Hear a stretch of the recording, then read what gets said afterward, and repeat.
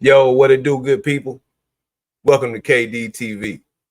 All the pain that I went through got me dealing with some issues. But all I need some weed, I don't even need a tissue. You came at me floss, so like a teacher, I dismiss you. You won't get saved by the bell, and we ain't gon' miss you. So did you really think that I was gonna sell out when I did 3 years in a motherfucking jailhouse? Treat us like the banks, what we need is a bailout. You can't do that, pack your bags and get the hell out. Cause we ain't land on Plymouth Rock. Plymouth Rock landed on us, in case you forgot. We were people with our own plans, and we were held captive on our own land. Salute to the struggle, salute to the street, salute to all the real ones out there. Welcome back to KDTV. I am your host, Keith Daniel, and you are now tuned into a Daniel Diagnosis episode. What will we be diagnosing today? We will be diagnosing the topic of reparations and the repercussions. Now, what do I mean by reparations and the repercussions? This is what I mean. You have those that are in favor of reparations, and you have those that oppose reparations. With those that are in favor of reparations, if we don't get reparations, that don't mean that we're going to be negative towards the rest of society. Like it's just another day in the office for us. This is the status quo. We ain't never been given nothing. The only time I saw people getting something that looked like me was a couple of years ago when the stimmies were coming through like clockwork. That was the best time black folk ever had in America, if you ask me. You see what I'm saying? It's since America was established. Like folk weren't going to work. Folk, it was barbecues every weekend. Like people were happy, they were fresh, this, that, and the third. Like, did they do the best thing with the money that they had? No. They consumed like they always do because we are the world's #1 consumers. So yeah, they consumed, but at the same time, they were happy. They were vibrating on a very high level. You see what I'm saying? Everybody had money. You get a car, you get a car, you get a car, you go on vacation, you go on vacation, you go on vacation. It worked to a point to where I don't even know how people are getting by these days. Don't nobody want to work no more. You see what I'm saying? Like it created this sort of utopia, and now it's hard to get back to the world that we left pre-COVID. You see what I'm saying? Because post-COVID, everything's different. I'm telling you, as a business owner, like it's hard to get people that want to work. You see what I'm saying? But that's neither here nor there. You see what I'm saying? This is the issue. The people that oppose reparations, let's say that reparations do go through and people get some type of reparation from the government for the plight and the pain that our ancestors went through. It's going to be some sour people out there. It's going to be some nasty people that say some nasty things, and they're already making the foundation for this right now. That's why I feel like we need to be talking about this situation a little bit more, because you have certain people on that side that are already, staking their claim in the fight. They're already, making their grounds. They're already standing on those grounds. Like, look, we ain't with it, and this is how we feel about it. And we're going to discuss that here in this video. Now, I know in the last video I made, I did give you the definition of reparations. However, to make sure we're thorough, I want to go over it again so we can all be on the same page. All right. So I'm going to share my screen. And then sharing my screen, this is where we at. All right. Now, again, I'm not going to go over all this. Just going to read you the first paragraph so we can understand exactly where we stand. Okay. So reparations for slavery. It's the application of the concept of reparations to victims of slavery and or their descendants. There are concepts for reparations in legal philosophy and reparations in transitional justice. Reparations can take many forms, including practical and financial assistance to the descendants of enslaved people, acknowledgments or apologies to peoples or nations negatively affected by slavery, or honoring the memories of people who were enslaved by naming things after them. Now, this is the coinkydink thing about it all to me, people. They have already came out publicly addressing reparations, giving us reparations. Now, how did they do this? They did it by acknowledging and apologizing to peoples or nations, which is us, that were negatively affected by slavery. So you have the Congress, the Senate, all states saying that slavery was wrong. They apologize and XYZ, this, that, and the third. You have them honoring situations or honoring people that, paved the way in these situations by naming statues, bridges, and highways after these people. But when it comes to a financial compensation for our plight and pain, or for our plight and pain, that's when it becomes a problem. Okay? That's when it becomes a problem. Now, what I want to read is on the last video. Let me switch this. On the last video, I was talking about we had two individuals on the video that were debating, and I actually diagnosed that. One of those gentlemen, and we'll get to his name here shortly, which is Cornell William Brooks. And his cohort in this effort, which was Linda J. Bilmez. Now, Cornell is a black man, and Linda Bilmez is a white woman. They were talking about their plan for reparations. All right.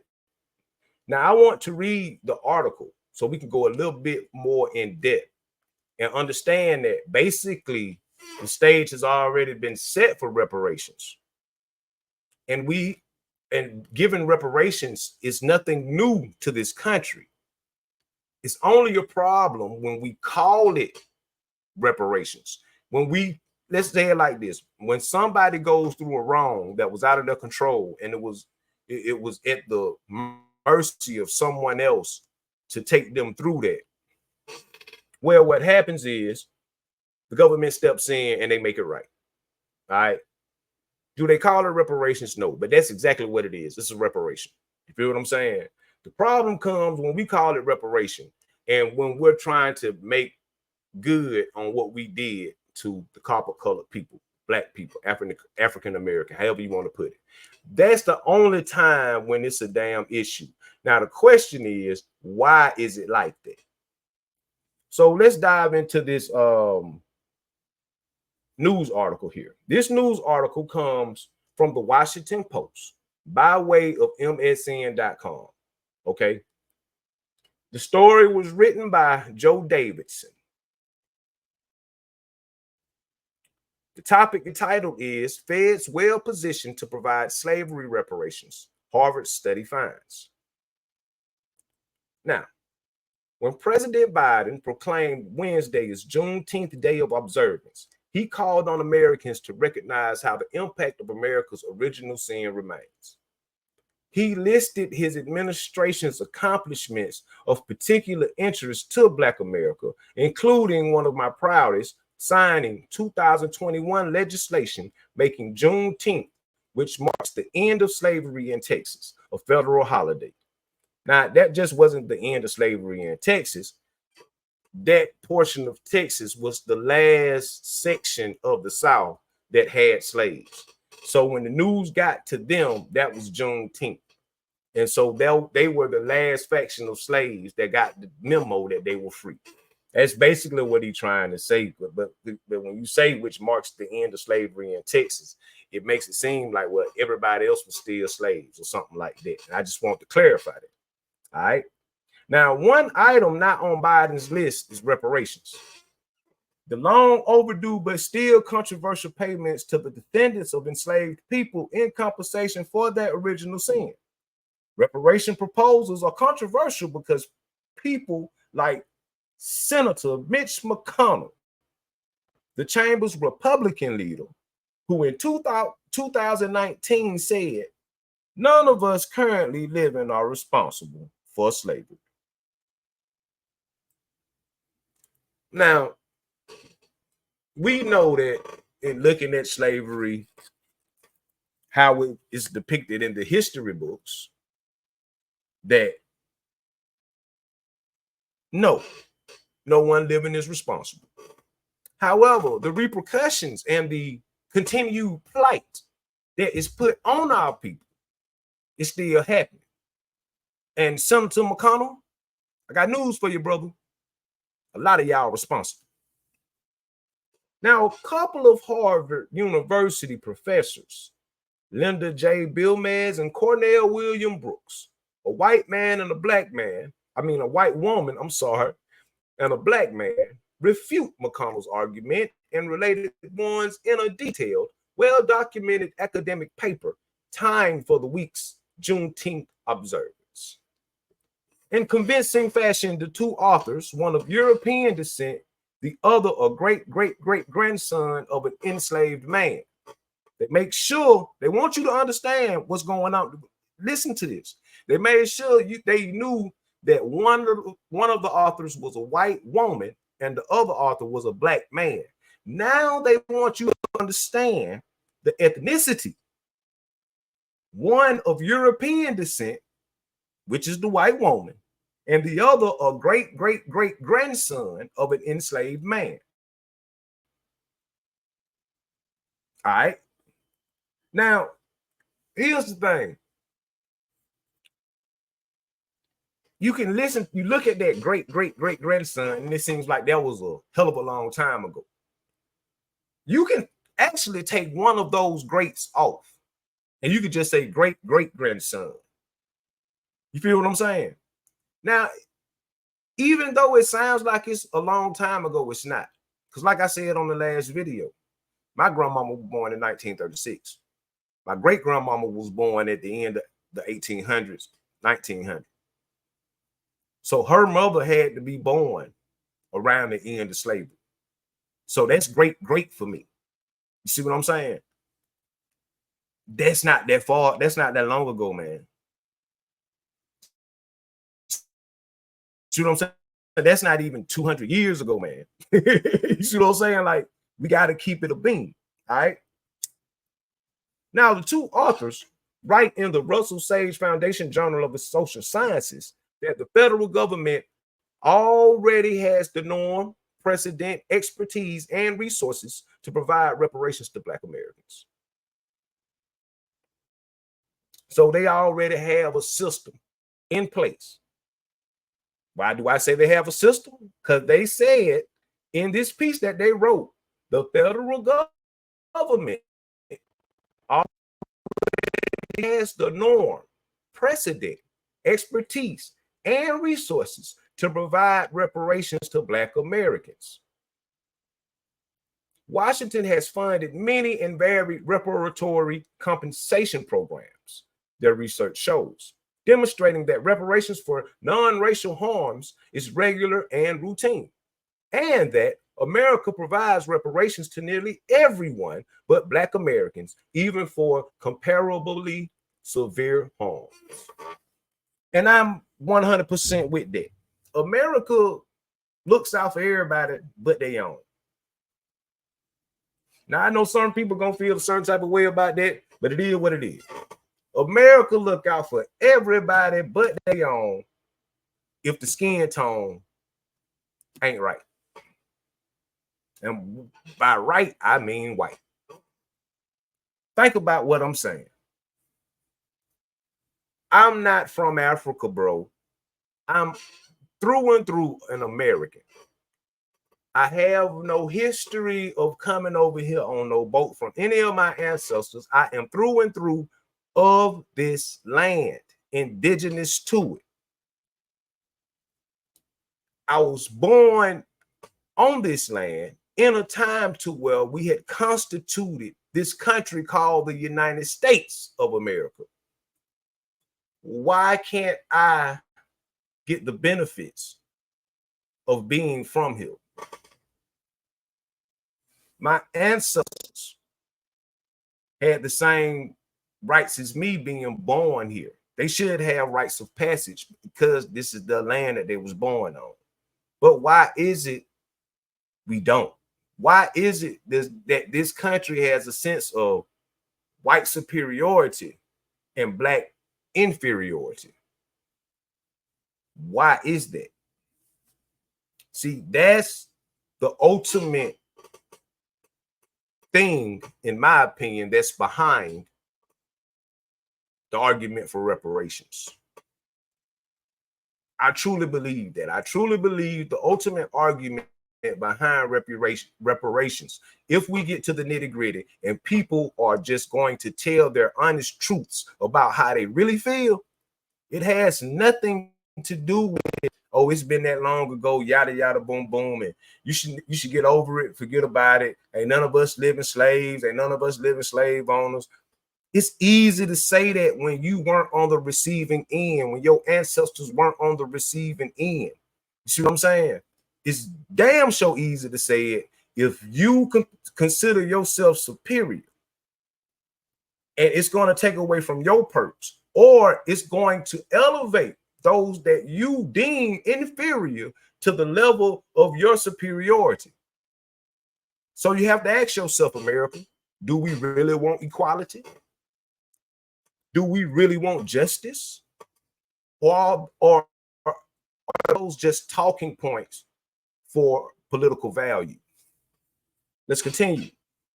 Although the politically contentious word is not commonly used to describe these forms of compensation, Billness and Brooks said, reparations are surprisingly commonplace practices in the federal government's role of compensating harms. Yes, it is. Think about it. Watch TV late at night, and you're going to hear, were you at Camp David back in 1994? The water was bad, and you are due to compensation because you suffered from PTSD, cancer, this, that, and the third. The government owes you compensation. Don't we all hear them type of commercials or whatnot? It don't matter what it is.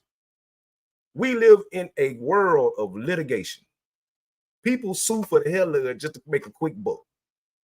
So if everybody's being compensated for people doing them wrong, for the government doing them wrong, for companies doing them wrong, why in the hell is it a problem if we claim the same thing? And we have historical data and evidence. Unless y'all gonna come out and say y'all were lying about it now. See, it's a catch-22, because if they say they lied about it, now it's like you got to admit that the indigenous people was already over here. You feel what I'm saying? If you say that we weren't lying about it, now you're showing your superiority complex and telling another people what you think they need to do. Come on, make it make sense. Let's continue. The reparations list goes well beyond often cited payments to Jewish victims of the Holocaust and Japanese Americans incarcerated in World War II encampments.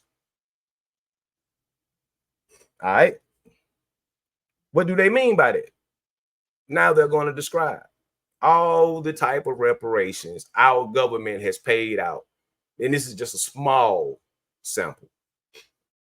Categories of those harmed who have been compensated include, they wrote, coal miners, farmers whose crops have failed, workers whose companies have gone bankrupt, victims of terrorism and natural disasters, people exposed to nuclear radiation, military veterans, individuals wrongly convicted in the legal system, people denied earnings on tribal lands, fishermen facing depleted fish stocks, individuals harmed by pesticide, toxins, vaccines, or medical devices, workers in businesses affected by U.S. trade agreements, excuse me, depositors in banks, and numerous other categories. All these folks that got reparations for the wrongs that they endured by the hands of others. But it's an issue when we ask for financial compensation. We just supposed to be okay with the acknowledgement and the apology and the naming things after our ancestors and shit, knowing that this is America and the only thing that matters in America is that almighty dollar. Excuse me, I'm sorry, y'all. The authors did not estimate the cost or mechanism of a slavery reparations program. But a key finding, Bill Mays and Brooks said, is the federal government draws on designated fees, trust funds, excise taxes, subsidized insurance premiums, and customized financial arrangements to help pay for the wide system of reparatory compensation. So the feds already have a blueprint on how to get the money. Basically, that's what they're saying. The feds already got a blueprint on how to get the money, how to make it happen. The question is, are they going to do it? All right. Now, as we continue, one thing they recommend is a presidentially appointed national commission to study reparations, similar to one previously proposed by former Representative John Conyers Jr., Democrat from Michigan, and in legislation H.R. 40, offered by Representative Sheila Jackson Lee, Democrat, Texas, in 2021. The professors also suggest an audit of federal reparatory compensation programs to gather more information about them. Now, if you know anything about business, don't nobody like an audit. The only folks that like an audit is the folks that know that they ain't do nothing wrong. But if you have been siphoning funds and using discretionary funds for your ill-gotten purposes, you don't want no audit. I'm just keeping it a bank. I'm keeping it a buck. Like, you don't want that. You don't want nobody in your business. You feel what I'm saying? Although the House and Senate have not voted on the 2021 bill, that doesn't mean action on reparations is stalled. And think about this. Think about this, y'all. A bill has been on the floor. If you're part of any organization and you understand motions, you understand things of that nature, you know, casting votes and, you know, just the protocol of it all. How in the hell do you still have a bill on the floor that ain't been voted on since 2021? That should be a red flag in itself. You see what I'm saying? Like, just think about that. That's a red flag in itself. Why not vote on the bill? You see what I'm saying? Now, it could be one or two things. It could be they're procrastinating on the vote because for the vote to go through, they might not have the numbers. So they don't want to waste the opportunity. You see what I'm saying? Or it could be that they know that the numbers are there, so they ain't even finna take the chance on voting on it. It all depends on what side of the fence you on and what's really going on. Now, I'm not saying either of those situations are going on, but in my opinion, if I'm using common sense, it got to be one of the two. You know, now everything I'm saying is just speculation. It's alleged. I don't really know. I'm just reading this article to try to get a better understanding about what's going on. You know what I mean? Now, let's continue. To the contrary, said Ron Daniels, convener of the National African American Reparations Commission, the issue is on fire around the country, he added, citing Reparations on Fire, a 2022 book by DC lawyer Nkechi Taifo. Daniels, a longtime political activist, said he has never, ever seen a more robust time for reparations advocacy. He pointed to the 196 co-sponsors on the House bill. The Senate legislation has 22 and scores maybe a couple of hundred of state and local actions related to reparations. So basically, this is a big topic. all across the country. However, when you tune in to your social media platforms, you are getting bombarded with the Kendrick Lamar and Drake beef. You're getting bombarded with the freaky situations that the diddler has been into.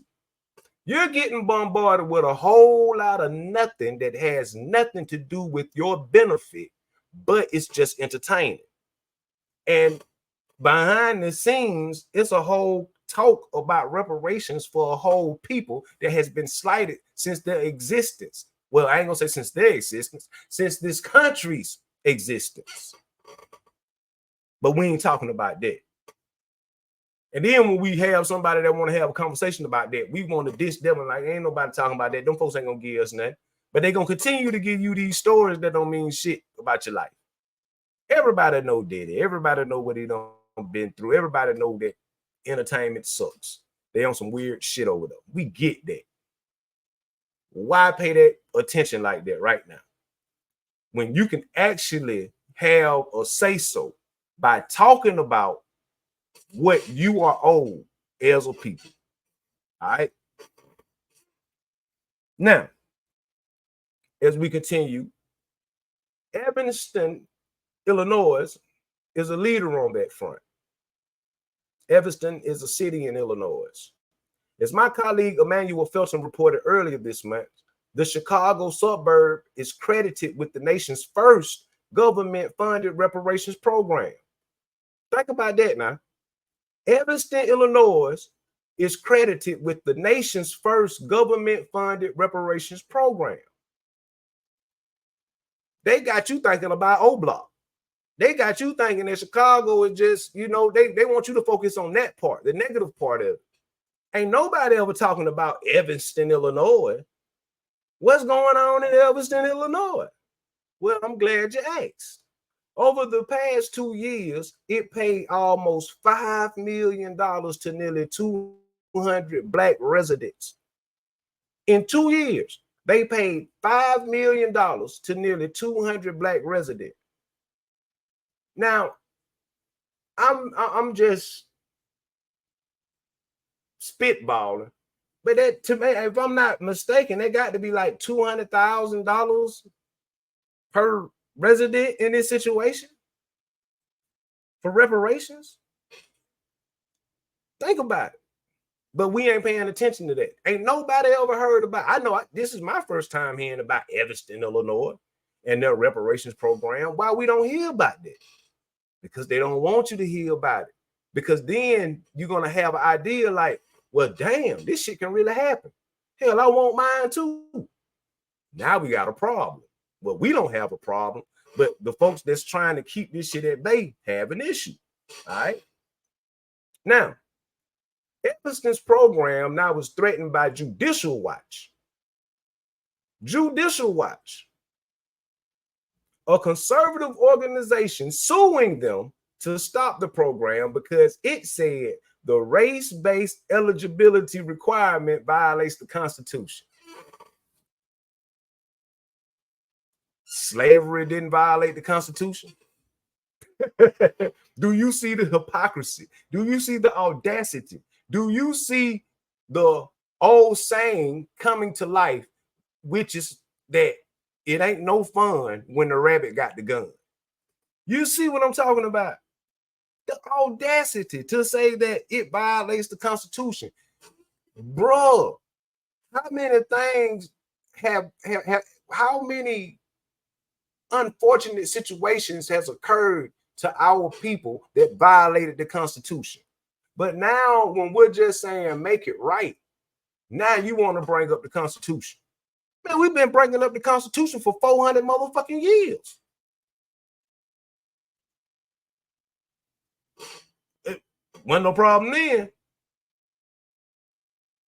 But now all of a sudden, oh, y'all, you're in violation of the Constitution. Man, get the fuck out of here. I'm sorry, excuse my language, y'all, but we got to call a spade on some of this. I digress. Let's continue. The lawsuit is a part of a much broader attack on affirmative action, following a Supreme Court decision last year against related college admission programs. Let me read that again. The lawsuit is part of a much broader attack on affirmative action following a Supreme Court decision last year against related college admission programs. The attack extends to the fundamental and once widely praised American values of diversity and inclusion. Listen to this, because this is very important. Last week, Senate and House Republicans introduced the Dismantle DEI Act. And that is to outlaw federal programs that promote diversity, equity, and inclusion, a keystone of Biden's administration. Now, I don't know about y'all. I see the problem in this. See, when you start looking at everything and start to connect the dots, you start seeing what the issue is. These people don't want a fair playing field, y'all. They don't want equality. I'm sorry, you got to call it a spade. If you don't want to do right by me financially, and the only thing you want to do is acknowledge, apologize, and name some shit in my people's name. If you don't want diversity, equity, and inclusion throughout the population in all aspects of what we're doing, especially in education, that means you don't want to give a fair shot to everybody. Because let's be real, diversity, equity, and inclusion has nothing to do with our white counterparts. It has nothing to do with our Caucasian counterparts. They don't have to deal with issues of diversity. They don't have to deal with issues of equity, and they don't have to deal with issues of inclusion. We have to. Copper, tone, colored people of this land always deal with those three. So if you introducing the anti-DEI Act, who is that going to hurt? Not saying that it's not going to have implications on other races. I'm not knocking that. But we just talking about the elephant in the room. Who is it truly going to hurt? Who? I live in Alabama, and I'm being honest with you. I think our representative, one of our state House of Representatives, Anthony Daniel, I think he made the statement and said, if Nick Saban was still the coach at Alabama University, the head ball coach, this bill would have never passed. And I'm 100% in agreement with him. Because at the end of the day, that divisive legislation like this, it hurts everybody all around the board. You see what I'm saying? See, I mean, just think about it. Even when we're talking about big money, Alabama football, that act hurts. Because now the school doesn't have to let certain people in if they don't want to. They can come up with their own criteria and say, if you don't meet this criteria, you're not getting in our school. Damn being diverse, damn being equitable, and damn being inclusion. We don't care about none of that. This is Alabama. These are our standards. And I'm not saying Alabama going to do that. Trust me, I'm not. Roll Tide all day.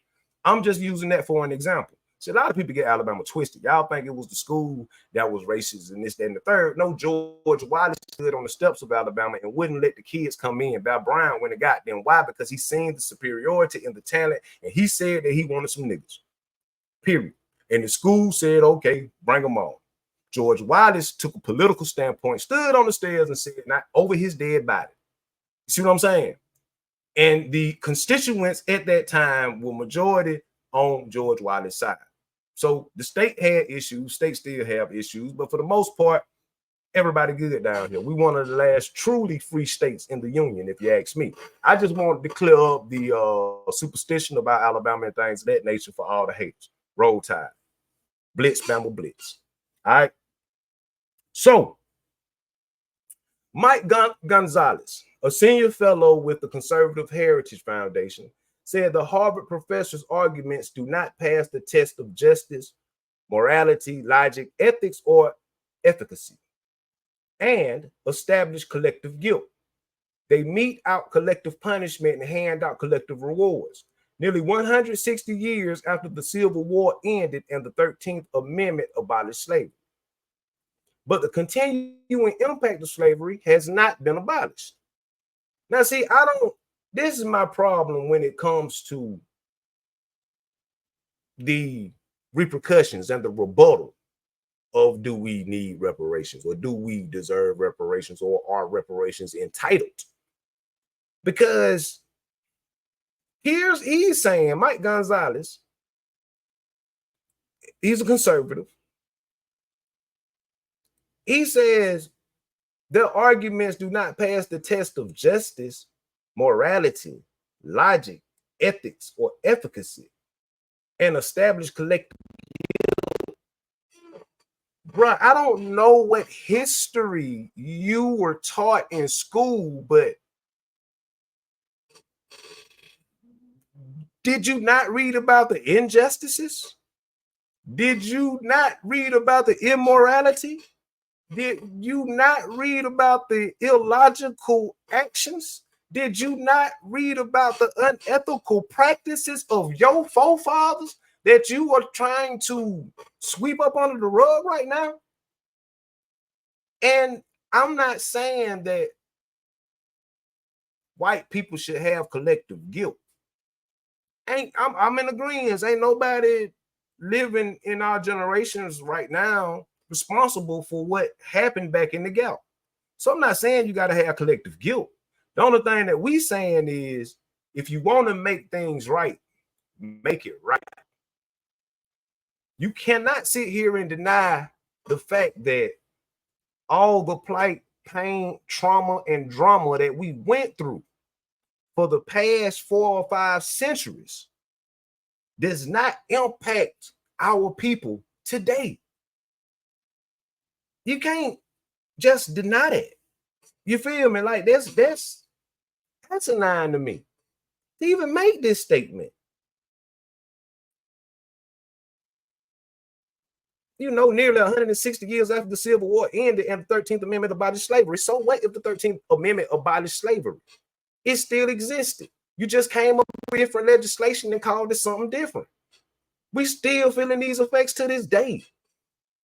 Yeah, it's 160 years after that, but 100 years after that, we were going through civil rights movement, the voting right movement. Black Lives Matter, even though we didn't get a penny off the money that they made. The motto is, it rings true. Cops still killing niggas. Drugs still finding their way into predominantly black neighborhoods. Military grade guns still finding their way into predominantly black neighborhoods. Prisons are still privately invested in and it's filled up with primarily niggas. Like, make it make sense. I digress. Because of major racial harms precipitated or aggravated by actions involving the federal government, there is, Bill Mays and Brooks wrote, a moral case, societal norm or societal norm, and governmental precedent for paying reparations for these harms and the resulting racial wealth gap. Now, that term right there, racial wealth gap, that's the only problem. Trust and believe. The truth of the matter is, you got a group of white conservatives that want to continue, and it's some niggas over there with them too. The numbers showed it. They want, you got 17% of niggas and 80% of white folks that want to continue to have this racial wealth gap. The last video, just go to the last video. I showed you the numbers.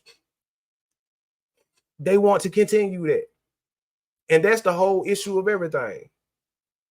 The have and the have-nots. The erasure or the erasing of the middle class. Either you got it or you don't. But I think that this is the issue, the racial wealth gap. They know they wrong. They don't mind taking care of everybody else. Foreigners come over here all the time. They get They get all kind of incentives for coming to America. How we done been over here all our lives and then built this damn country and we can't get shit. Make it make sense. I digress. Compensating those harmed by slavery's legacy is based on this norm of generosity and the idea that America as a whole is better off if we do this. Compensating those harmed by slavery's legacy is based on this norm of generosity and the idea that America as a whole is better off if we do this. Bill Mayers, a former Commerce Department chief financial officer and assistant secretary, said by email. We all know that America is better off if we do this, bro. Yeah, you're going to have your people out there that want to act like bigots because they think it's unfair. But a lot of those people that think it's unfair are going to be already at the top of the pecking board. They just mad because now they got true competition. They just mad because they got new neighbors and they're predominantly whatever you want to call it neighborhood. You see what I'm saying? That's the only issue. When you just really look at it, that's the only issue. Because again, it's a fact, proven fact, that Black Americans are the world's number one consumer. It's a billion Chinese people. They don't consume no more than goddamn these niggas in America. Think about that. It's a billion Chinese people. And they cannot consume more than the niggas in America. So how is giving niggas reparations? Excuse my term, niggas. I'm just comfortable with saying it. You feel what I'm saying? I'm not one of them that said we need to do away with the word. Why? Because now we find it and use it in a term or in a form of endearment. You know what I'm saying? No.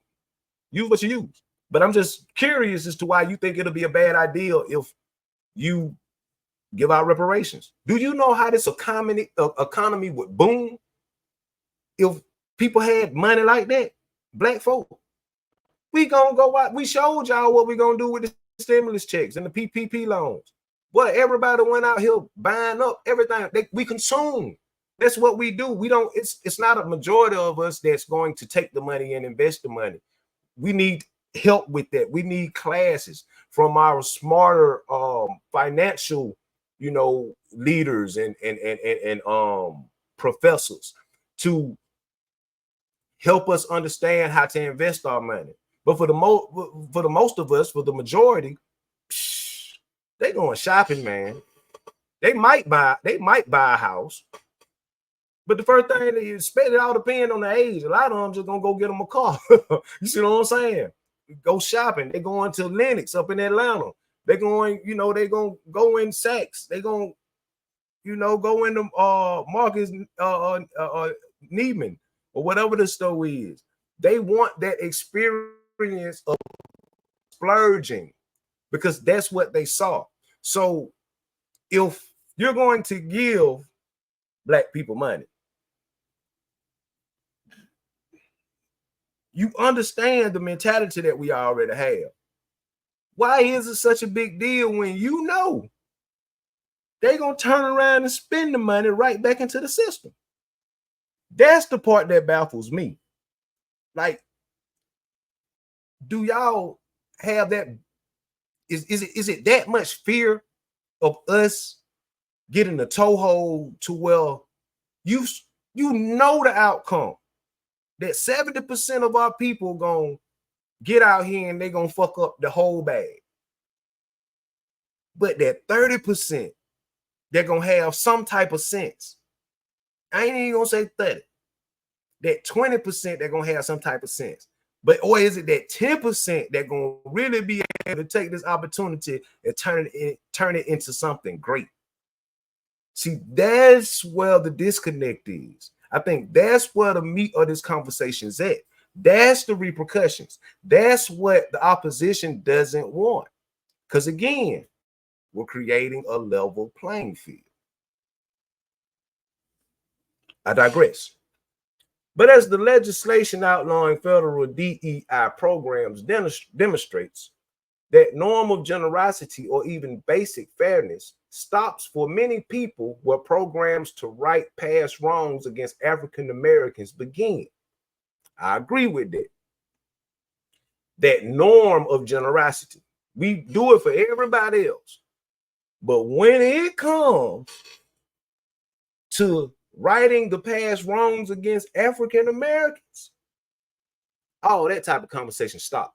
Again, the only thing we good for is acknowledgement, apology, and honoring the memories. That's the only thing we good for. To answer reparations opponents like McConnell, whose two great-great-grandfathers, James McConnell and Richard Daley, according to NBC News, owned a total of at least 14 enslaved people in Limestone County, Alabama. Again, I'm from Alabama. I've had the unlucky privilege of frequenting the Alabama Department of Corrections. And I can tell you that Limestone by far is one of the worst. And it's just a coincidence that Mitch McConnell's great-great-grandfathers, James McConnell and Richard Daley, owned a total of at least 14 enslaved people in no other than Limestone County, Alabama. Stop me when I'm lying. The article presents a list of issues to demonstrate complex, interlocking, and compounding racial harms to Black Americans spanning centuries that followed slavery and continue until the present moment. Like I said, the impacts of what they did to our people are still haunting us to this day. And it ain't no lying about it. They just want to shut us up. They want us to forget about it. They want to convince us to just wish it away. And it ain't that simple, bro. It just ain't that simple. Like, this is a terrible relationship that we have. You feel what I'm saying? It's an abusive relationship. Really and truthfully, if this was a marital relationship between a man and woman, the counselor would really tell y'all need to separate. You need to get out of there. You need to get away from them people. Them people did what to you? They lynched you, they beat you, they whipped you, they enslaved you, and you still with them. Shit, y'all need to be happy we even talking about reparations, dog. I'm just keeping it a bean. The authors argue that because Black Americans have long been deprived of the ability to accumulate wealth, it is consistent with American norms, precedent, and practice to compensate them for unpaid contributions to the country and in recognition of the suffering endured during slavery and since. I 100% concur. Not only are reparations regular and routine, Brooks, a former NAACP CEO and president, said in an interview, but we actually have the experience, the expertise, the resources to do. So, Mr. Brooks, well, I would say Dr. Brooks, he's very well versed in his craft. All right. As an NAACP CEO and president, amongst other things, right? He's been doing his due diligence in talking about this conversation and having this conversation, right? And he's a champion for reparations for our community. He says we actually have the experience, the expertise, and the resources to do it. But why won't we do it? That's the $1 million question, y'all. Why won't we do it? Can anybody answer that? Like, why won't we just do the right thing for once in our existence?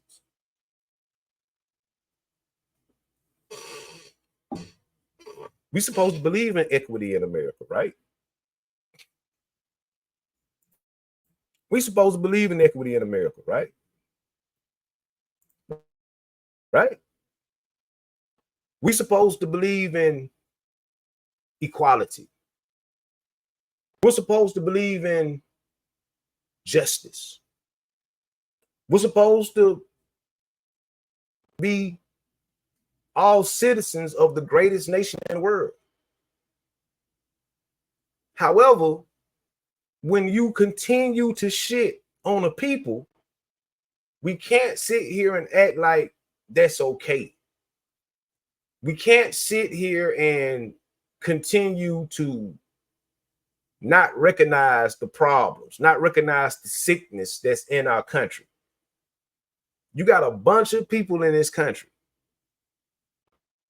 that are hurting, that are doing without. I mean, in this conversation that I'm having right now, this is simply talking about Black people. Let's go a step further than that. Let's talk about our veterans that's shitted on. Let's talk about our senior citizens. Let's talk about our disabled people. Let's talk about the homeless. Like, we got issues in America, but every time, and this is what pisses me off, every time and anytime one of our foreign friends, allies get in some trouble or have an issue with some, we send billions and trillions over there to them. And we ain't even taking care of our shit at home. How we gonna worry about somebody else's house when we ain't got our shit together? But these are conversations that they don't want you to have. They want you to talk about Diddy and Cassie and this, that, and the third. And then we bite it. And then we go for it. And the crazy part is, we are all pots that are calling the kettle black. We know how volatile relationships can be. We know that we done all did things that we don't want to do. But guess what? We quick to fall for the entertainment and talk about our own people. I don't give a damn how nasty he was or how bad he was. That's some shit we need to handle in-house. You see what I'm saying? Point blank, period. I know he was in bed with them folks. So what? We all in bed with them folks some type of way. But have some integrity about yourself. Let's have integrity as a people. And we'll rather do that because it feels good to talk about somebody else rather than addressing our own issues. You know, we'll much rather talk about Nancy and Bill up the street versus handling the bullshit that we have going on as husband and wife in my house or in our house. You know what I'm saying? Like, that's what we do as a people. And then on top of that, if you look at it in a macrocosm aspect, what you have is we'll rather discuss the bullshit that's going on in our society out in public rather than paying attention to the real life topics that can benefit us or harm us moving forward, such as reparations. I've never seen anything like it. We are literally sitting here in a position to negotiate what we want, and don't nobody want to have a conversation. It's fucking baffling. We are literally in a position to negotiate what we want, and don't nobody want to talk about it. Think about it, man. We've never seen America in a state different than what it is right now. Like, this is crazy. We got two presidents. This is an election year. We got two presidential candidates, right? One of them need assistance everywhere they go. He basically in hospice almost. It make it. And I'm not trying to be mean or nasty about it, but I'm keeping it a bill. Like, he needs assistance in everything. It's hard for him to come up with a complete sentence these days. And then on the other side, this motherfucker just got convicted of 34 felonies. Like, I'm a street nigga, but I'm like, God damn, 34 on big dog. Like, no, bro, I don't think you need to be the leader of the movement. Like, for real. You got to think about it, bro. And we gotta stop just going along with shit because other people go along with shit and they feed us information. Like, this is the information age, bro. Like, everything that you get ain't good. All the information that you get ain't true. All the information that you get ain't good. Like, take what you can take out of the information and leave the rest of the bullshit. You see what I'm saying? See, a lot of talk, when you start understanding it, it's not what you think it is. You see what I'm saying? For example, for all my black people out there, Name me a time when America was great for you and your people.